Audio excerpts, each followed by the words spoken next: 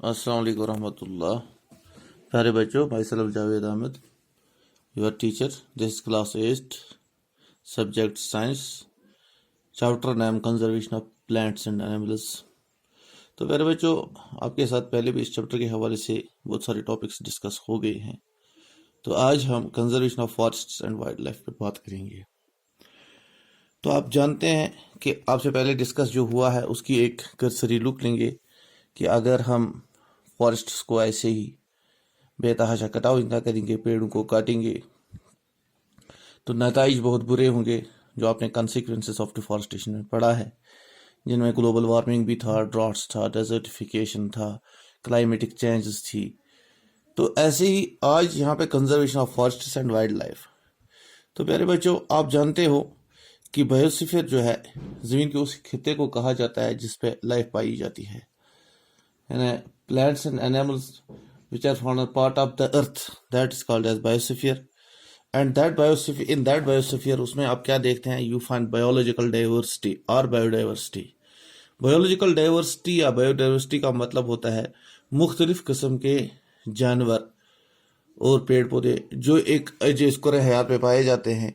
हम इन मुख्तलिफ नवा और मुख्तलिफ अक़साम जानवरों को जो ज़मीन पे पाए जाते हैं और उनके आपसी ताल्लुकात, inter relationship and the relationship with the environment, माहौल के साथ उनका ताल्लुक, इस सारे को हम कहते हैं बायोलॉजिकल डाइवर्सिटी और biodiversity. So I can define it as the variety of organisms existing on the earth, their interrelationship and their relationship with the environment is biological diversity or biodiversity. प्यारे बच्चों, to conserve this biodiversity, we are using the biosphere reserves, wildlife sanctuaries, national parks. ये चीजें बनाई जाती हैं। मकसद एक ही होता है, to conserve and to preserve and to protect this biodiversity on earth. तो आपने आपके बुक पे यहाँ पे एक बायोस्फीयर रिजर्व का नाम दिया गया है, पंचमारी बायोस्फीयर रिजर्व। आप इस पे अपनी नजर दौड़ा सकते हैं। There you find Satpura national park and you find Pachmarhi biosphere reserve, you find Bori sanctuary. तो इसका मतलब है पंचमारी बायोस्फीयर रिजर्व में आपकी एक नेशनल पार्क है और दो वाइल्ड लाइफ सेंचुरीज हैं, जैसे बोरी है और पंचमारी सेंचुरी है। तो आप जानते हैं पेड़ पौधे और एनिमल जो है इस पंचमारी बायोस्फीयर रिजर्व में वैसे ही हैं as are found in the upper Himalayan peaks and those belonging to lower Western Ghats.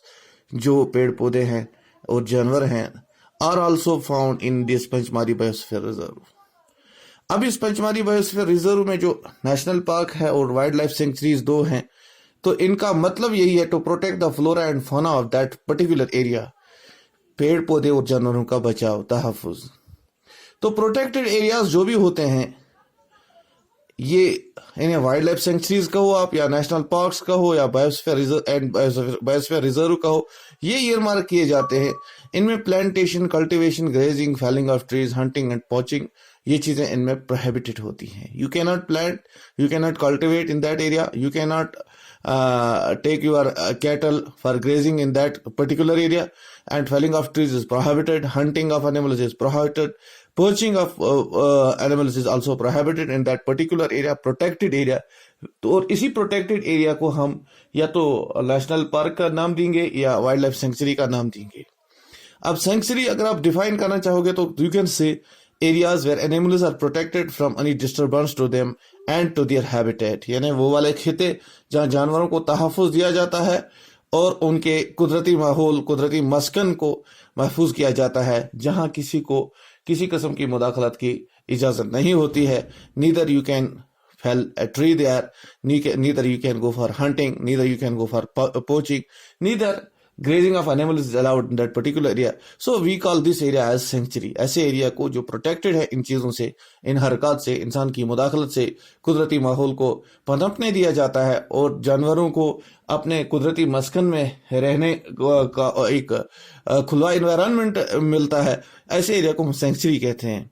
अब नेशनल पार्क भी ऐसे रिजर्व्ड होता है बट फॉर वाइल्ड लाइफ। और नेशनल पार्क में आप क्या देख सकते हैं? You can see that the animals can freely use their habitat and natural resources. National park में। जैसे आपके मैंने पहले बताई है, आपके जम्मू कश्मीर में, आपके कश्मीर में पर्टिकुलर ताशीगाम नेशनल पार्क है और ताशीगाम सेंचुरी भी है और गुलमर्ग बायोस्फीयर रिजर्व है। आपके यहाँ पे हैं। ऐसे ही पहलगाम एरिया में भी आपकी एक वाइल्ड लाइफ सेंचुरी है। तो these are the protected areas from protected from hunting, from poaching, from cultivation, from grazing। और इनमें जानवरों को अपने कुदरती माहौल में उनको जीने का हक दिया जाता है and their natural environment is not disturbed. तो बेटा आप जानते हैं ऐसे ही biosphere reserve is a large area of protected land for conservation of wildlife, plant and animal resource and traditional life of tribals living there. तो ये biosphere reserve जो आपके साथ डिस्कस हो गया है, मकसद एक ही है, to give protection and to conserve the plants and animals, I mean biodiversity of that area, so that they may not become distinct and one day they may not become extinct on this earth। तो ये बहुत जरूरी है कि हमने ऐसे जानवरों को तहफ़्फ़ुज़ देना, ऐसे पेड़ पौधों को तहफ़्फ़ुज़ देना है, विच आर इन डेंजर। ऐसे जानवरों को तहफ़्फ़ुज़ देना whose natural habitat has been disturbed by the human activities. तो जब हम इनको तहफ़्फ़ुज़ देंगे तो फिर इनकी आबादी बढ़ेगी एंड दे विल कंटिन्यू। आप जानते हैं कि इस बायोस्फीयर रिजर्व में ये जो नेचुरल बैलेंस जो है इट्स वेरी इंपॉर्टेंट।